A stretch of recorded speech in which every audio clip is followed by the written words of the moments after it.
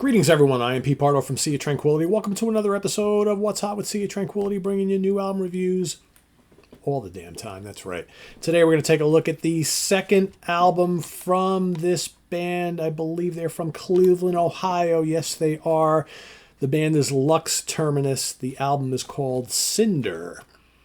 Like cinder block, I guess. Although that looks very pretty there. Right? Some kind of cool fiery flowers. This is on Glassville Records. Let's take a look at the little digipack thing here, filled with all sorts of info as well as the lyrics to one of the tracks, because this is all instrumental. So, Lux Terminus are a kind of power trio. Well, I wouldn't call them a power trio. They are a trio, right? They are, I guess, progressive rock, progressive metal, little bits of fusion, but no guitar. There is the key. There is the key. Vikram A. Shankar on keyboards, Matthew Kirshner on drums, and Brian Kraft on bass guitar. No guitar. No guitar. On the one track, you got, and actually on a future, you got little like vocalization sort of thing on this album, on one of the tracks by someone named Espera. Or is Espera a group of people, I guess. I'm not really. Backing vocals on Jupiter by Espera, then there's like three names: Paige Phillips, Matilda Riley, and Lindsay Ward. So I guess they go under the name of Espera. So there's like little vocalizations. But on one track, there are vocals from Ross Jennings from Haken and John Pyers. Also on that same track, you get some saxophone by Jorgen Munkeby. Right? So... yeah, so what is this music all about? So, like I said, this is mostly all instrumental, prog metal, fusion, 10 tracks. It's about an hour long, thereabouts. At first, I really like the musicianship. This is very kind of quirky, melodic, busy stuff. At times, it can get fairly heavy, but again, they're not using guitars for it to get heavy. They're basically using, lots of keyboards, piano, electric piano, lots of synths and things like that. Sometimes the bass gets pretty heavy and groovy. There are moments of kind of gent style prog metal on this album, but again, there's no guitar riffs kind of hitting you over the head, right? It's more like they're using the bass, the drumming, and the keyboards to kind of get those kind of heavy, complex moments. And you know what? It works. The first two times I listened to this, I was kind of like, man, I really want some guitar, because some of these songs really speak for it, right? They really scream for that big crushing riff to come in, right? But then you keep listening and you're like, you know what? I kind of get where they're coming from here. Maybe they're onto something, right?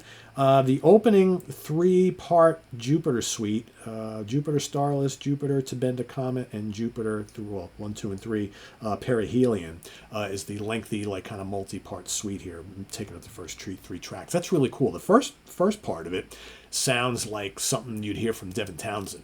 Very bombastic, very cool. Then it gets a little mellower and then gets more proggy and bombastic again. Very cool. I like that a lot. Mosaic Mind is a terrific song. Neon Rain is really good. Again, there's some kind of genty, kind of stop-start, complex prog metal type movements going here, which I really like. The Catalyst track is really good. That's the one featuring the vocals. That's very, very well done. Then you got the last 3 tracks are terrific. The Devil's Eyes is pretty rockin', pretty complex. I like that a bit. Apparent Horizon is great. And then the last song, Natsukashi, I believe it's called. Some really wonderful moments. There's really, really nice keyboards on this album. And I think when you have a trio like this, where it's just keyboards, bass and drums, kind of like in jazz when you have the piano trios, right? You really hear all 3 players perfectly in the mix, and there's never a challenge between the keyboards and the guitars, right? So it's like everything kind of comes out and stands on its own. And I think that's the cool thing about this album is the way the album is mixed and the way it's presented and arranged. It's everything really breathes very well. And the arrangements, the songwriting, the very majestic arrangements, the songs are memorable, they're melodic, and they're, for folks who like progressive music, whether it's progressive rock or progressive metal or fusion, there is some really cool things going on here. Rhythmically, most of these tracks are fairly complex, but like I said, they are memorable. So I really like this. I've grown to really enjoy this. I think it's a pretty solid release here. So I'm going to give it a 3.75 out of 5. Like I said, I do miss a little bit of guitar, but I'm starting to really come around to just appreciating what they do here. And I think there's a lot here that a lot of people will really dig. So definitely go check it out. Like I said, I'm going to put the link to the Bandcamp page down below, so I think you should go give this a listen, see what you think. Definitely the Jupiter Suite is very, very good, but then, Neon Rain is absolutely terrific. Plonk is really good as well. There's really not a bad track on here. It's very enjoyable. So, beautiful keyboards, bass nice and heavy, nice and complex. Drumming is off the charts good. Very, very strong stuff. So go check it out. Lux Terminus Cinder. Bandcamp link will be below. Visit us on the web at www.seatranquility.org. We're on Facebook. We're on YouTube all together. All the damn time. Please subscribe if you haven't already and click on that notification bell so you get alert of all of our content as a post. And please do hit the like button before you leave. Also down below we got the links to our Ko-Fi page for channel donations, our merch page, our Cameo page, and the Sea of Tranquility membership options all down there. Thanks in advance for all your support, folks. Greatly appreciated, and we'll see you soon here with more stuff. I am Pete Pardo. Thanks for watching. Lux Terminus Cinder. Check it out.